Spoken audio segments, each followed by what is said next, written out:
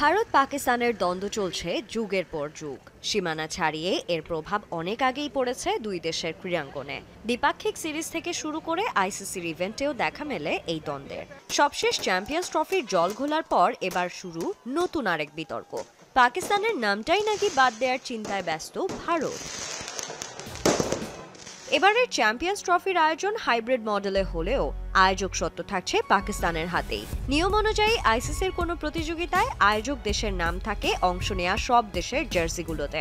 জার্সির বাঁ দিকে থাকে প্রতিযোগিতার লোগো আর আয়োজক দেশের নাম। কিন্তু পাকিস্তানের নাম ভারতীয় জার্সিতে রাখতে চায় না বিসিসিআই, এমন সংবাদ প্রকাশ করেছে ইন্দো এশিয়ান নিউজ।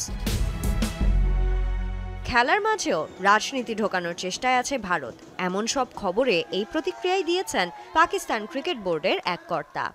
বিসিসিআই ক্রিকেটের মধ্যে রাজনীতি নিয়ে আসছে, এটা খেলার জন্য ভালো নয়। ওরা পাকিস্তানে আসতে চায়নি, অধিনায়ককেও ছবি তোলার জন্য পাঠাতে রাজি নয়। এখন শুনছি জার্সিতে পাকিস্তানের নামও রাখতে চাইছে না। আশা করব আইসিসি এমনটা হতে দেবে না।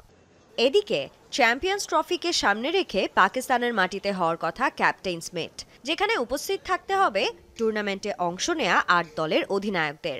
গুঞ্জন আছে ১৭ই ফেব্রুয়ারি সেই অনুষ্ঠানে অংশ নেবেন না রোহিত শর্মা, যদিও এই বিষয়ে এখন পর্যন্ত আনুষ্ঠানিকভাবে কোনো বিবৃতি দেয়নি ভারতীয় cricket board. Sanjana Ivy, Jamuna sports.